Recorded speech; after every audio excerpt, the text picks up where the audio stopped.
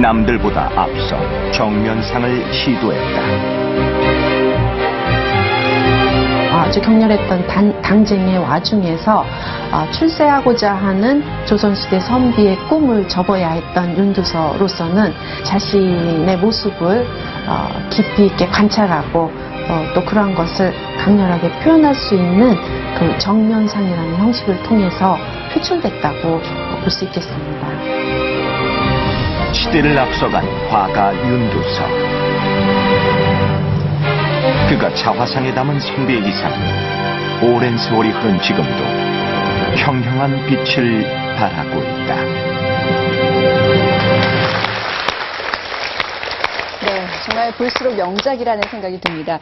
당시에 그 초상화에서는 굉장히 사실적으로 그렸다 그랬는데 우리나라의 그 자화상, 초화상 이 수준이 어느 정도였는지 당시 상황을 좀 말씀해 주신다면. 있는 그대로를 그려내야 된다는 원칙이 있었기 때문에 그 피부병 자국, 마마 자국까지 다 그렸죠. 네. 그래서 어느 정도였냐면 아주 그렇게 자세히 그리다 보니까 최근에는 조선시대 초상화의 얼굴을 보고 조선시대 사람들의 어떤 피부 질환 같은 걸 연구하기도 한다 그래서 그 조선시대 네. 초상화에 나타난 와. 피부병 연구 이런 논문들이 많이 나오고 있을 정도입니다. 이 사람 그림에서 이 수염 이게 절묘하거든요. 자세히 보세요. 이게 하나하나 올갱이를 그대로 따라갔어요. 이게 보통 우리들은 그 그릴 때는 이렇게 하면 그 스케치 하듯이 이렇게 대충 이렇게 칠해도 표현은 된다고 생각하거든요.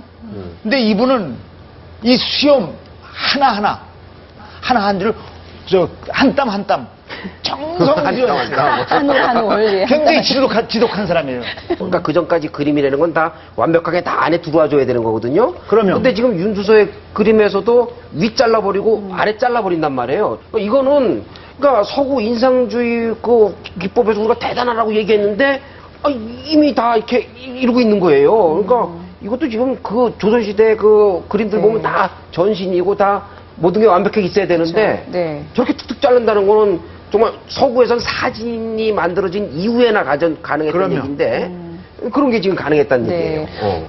이 파격성, 이 정면 한 것도 파격이고 이것 여기서부터 그림 이것이 어마어마한 파격이에요. 그렇죠. 그러니까 미켈란젤로나 다빈치 같은 사람들이 천정에다 그림 그리려고 맘먹고 천정에다 이렇게 두루누워서 그렸잖아요. 이렇게 천정에 이렇게 사다리 놓고. 네. 진짜예요. 이렇게 그린 그 사람들이 뭐 이렇게 천정을 세워서 이렇게 천정을 세운 게 아니라 이렇게 두루누워가지고 네. 아이고, 선생님. 이렇게 그렸다니까. 이렇게 그려가서 이렇게 그렸어요. 그게 그 정도의 파격이에요. 저게. 네. 이걸 이렇게 얼굴을 위로 상체로 놓고 수염 끄트머리만 수염도 잘리잖아요. 정도로 이렇게 한 거는 엄청난 파격이에요. 어느 시기나 그 당대 그림을 그리는 이제 관습이나 규칙이 있었을 거 아니에요. 그랬을 때 눈코기 정확히 다 그리는 게 그 당대의 원칙인데 윤두서가 이제 자기식대로 개성을 발휘한 건지 아니면 그때 다 유두리가 있이 그리는 사람마다 자유롭게 그렸던 건지 그게 좀 궁금해요. 사실 이것이 이제 파격의 시대 아니겠습니까? 이제 그 새로운 문물이 들어오고 윤두서는 새로운 것을 많이 추구하고 지향했던 그런 분이죠.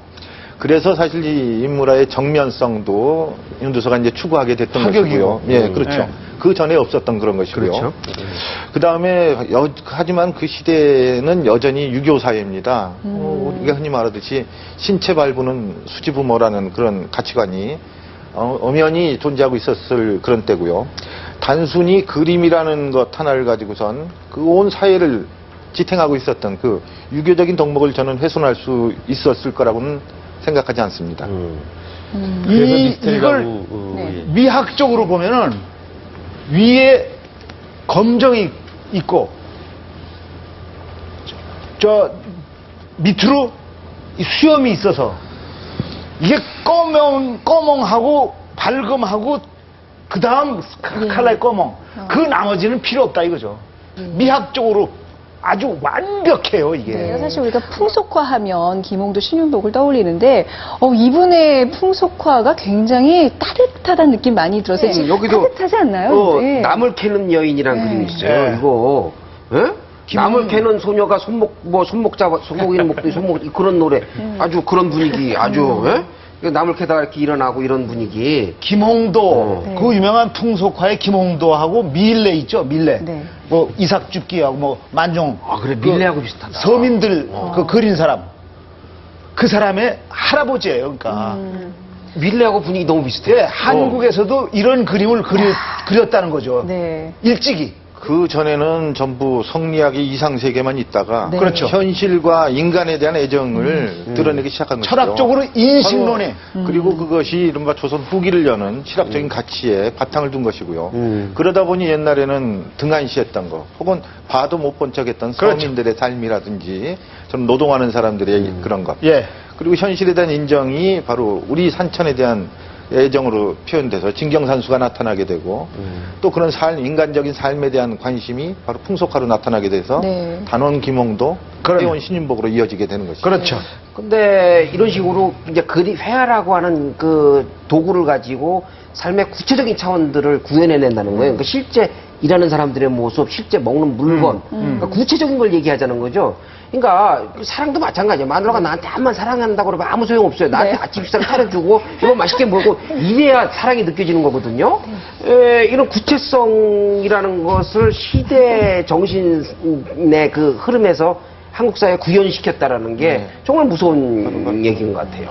한국인의 얼굴하면 신윤복의 미인도 보면서 여자들의 그런 어떤 미인상을 떠올리고 지금 처음에 좀 괴팍하다는 느낌이 들었지만 굉장히 인자하니 정말 그러면. 선비다운 얼굴이라는 생각이 들어요. 근데 여러분들은 어떤 모습을 이렇게 그림으로 남기고 싶은지 좀 잠깐 들어볼까요? 이미 지금 자화상의 시대 아니에요? 뭐 네. 거의 모든 사람이 셀카 맞아요. 찍고 예. 그러잖아요. 네. 예. 근데 지금 셀카 현상에서 결여된 것은 바로 개성보다는 그러니까 무언가를 표현하려고 하는 것보다는 얼마나 최원정 씨 같은 연예인스럽게 예뻐지느냐 이게 최대 목표인 거여서 네. 조금 더 자기 개성 표출식으로 이제 관점이 좀 이동하면 네. 각종 이제 홈페이지나 블로그에 보여주는 그 인물 사진들도 뭔가 좀 안에 있는 것의 표출 네. 이런 것이 있으면 좋겠어요. 우리가 조선시대의 이제 자화상에서부터 요즘 유행하고 있는 셀카 열풍까지 한번 그 심리적인 어떤 모습을 좀 살펴봤습니다. 자, 어지러운 세상을 등지고 학문과 그림에 몰두했던 윤두서의 자화상. 오늘 첫 번째 명작으로 감상하셨습니다.